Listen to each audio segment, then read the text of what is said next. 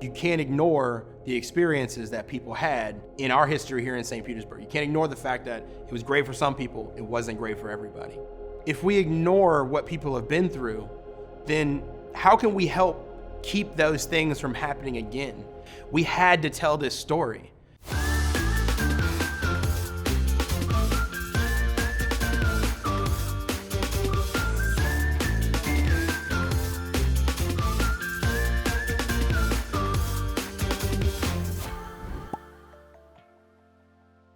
So I was born in Memphis, Tennessee. I'm biracial. My mother's black and my father's white. My brother and my sisters, they were all, 100% black, and I was the lightest skinned kid on the streets. Yeah, it was a little different, but I grew up a black boy in Memphis, Tennessee.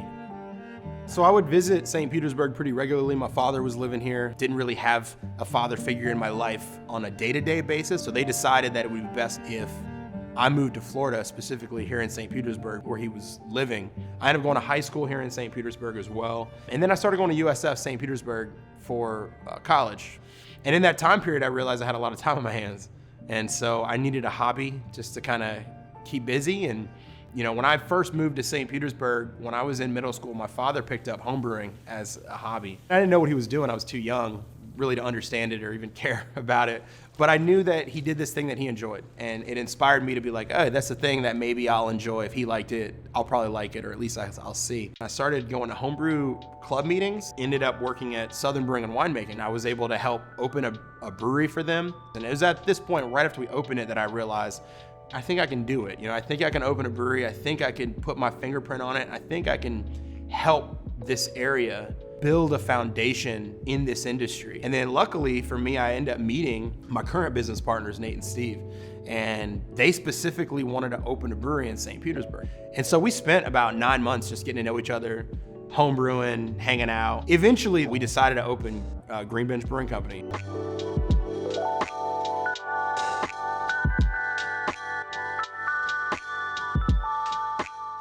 The idea of the Green Benches belongs to a gentleman by the name of Noel Mitchell. He was an entrepreneur, a businessman who moved to St. Petersburg in about 1904. He was the king of the original Atlantic City saltwater taffy. So when he came to St. Pete, he tried his hand at real estate and development. In 1908, he decided to put some benches outside, because when people did come to his real estate office, they basically would go in his office and just sit down to get out of the heat. So anytime someone sat there, straight away he'd get them to sign a contract to buy some land. Other merchants took notice. They started putting their own benches out.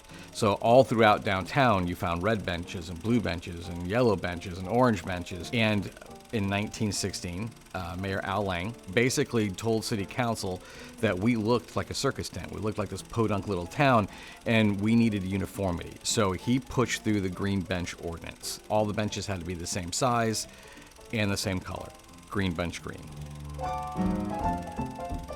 Literally, the city would take out ads in newspapers and in snowbird towns and say, come to the city of the green benches, and label us the city of the green benches, right? That's how powerful of a symbol it was. They became a symbol for coming together.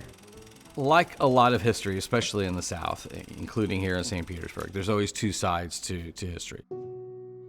If you ask about the green benches to, say, the African-American community that remember it, it's a completely different story. Because while the green benches were used to market St. Pete as this beautiful communal town, the African-American community weren't allowed to sit on it because this is a time of segregation, and we're in the South. The only time the black population of St. Petersburg were permitted to sit on the green benches is if they were caring for white children. You never learn about Florida in U.S. history when it comes to civil rights and segregation. Probably because this state did an amazing job marketing itself as, America's playground and vacation land. But when you look at everything that happened here, we had lunch counter sit-ins, we had marches, we had the Freedom Riders arrive in St. Petersburg. Of all the things that happened here and all the conversations that we've had about civil rights, the one thing that's still the flashpoint are the green benches. As the 1950s rolled into the 1960s, there was a huge movement in St. Petersburg to make us a younger city. So one of the first things they did was begin to remove the green benches. The removal of the green benches had nothing to do with what was right or wrong or integration.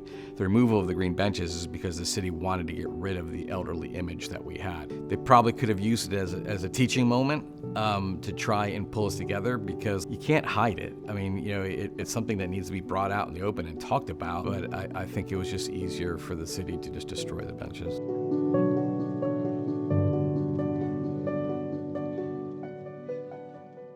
When I was growing up, my family didn't shy away from our history. Matter of fact, we were constantly reminded of our history. We were constantly reminded that Dr. Martin Luther King Jr. was assassinated in our town. I have a great uncle who in Mississippi was lynched. Apparently, he looked at and spoke to a white woman, and he was dragged out into the fields and he was lynched. And my family would tell this story a lot when I was growing up. Because of the way that I was taught to deal with these traumas, which was to look it in the face constantly, be reminded that this is who we are, this is how we got here, right? It was almost impossible to not call this place Green Bench. We couldn't ignore people's lives. We couldn't ignore the experiences that they had. We had to tell this story.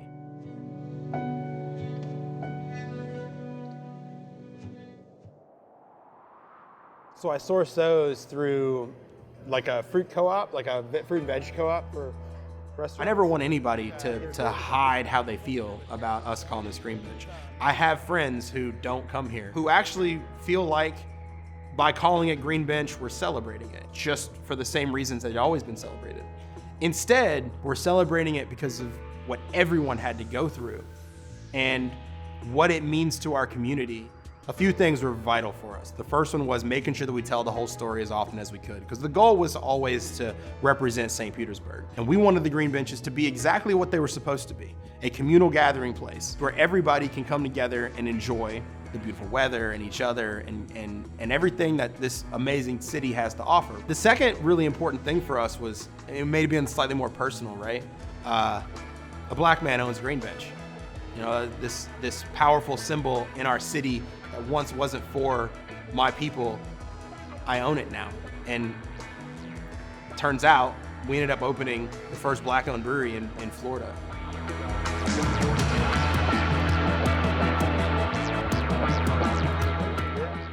At the moment, there's far less than 1% of all the breweries that are open in the United States are black-owned. In the brewing community, there's some organizations that have been built to help diversify the industry as a whole. There's a few that I'm personally a part of. I'm the vice president of beer culture. The goal with beer culture is to prove and show that the culture of beer is only built by the people that are involved in it. That you don't walk into the space of beer and see its culture and conform to it. You contribute to it. And by doing so, you alter its culture. We provide scholarships and job placements in an attempt to not let that gap grow. We're trying to provide the industry with quality candidates of color.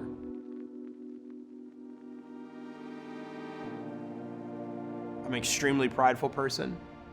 I'm proud of where I came from. I'm proud of my family. I'm proud of St. Petersburg. I'm proud of the people that I work with in order to diversify this industry. I'm proud that people care. And I take pride in not just the products that I make, but the people that I share them with.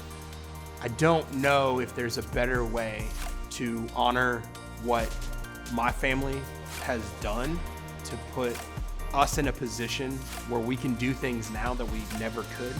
And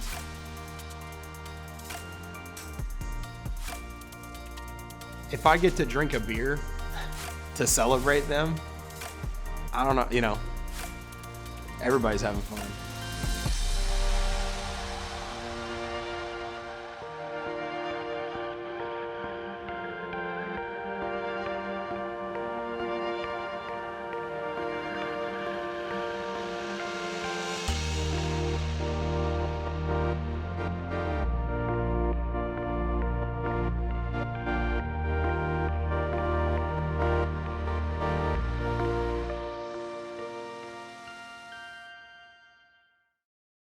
Support for Greater St. Petersburg is provided by Curtis Anderson.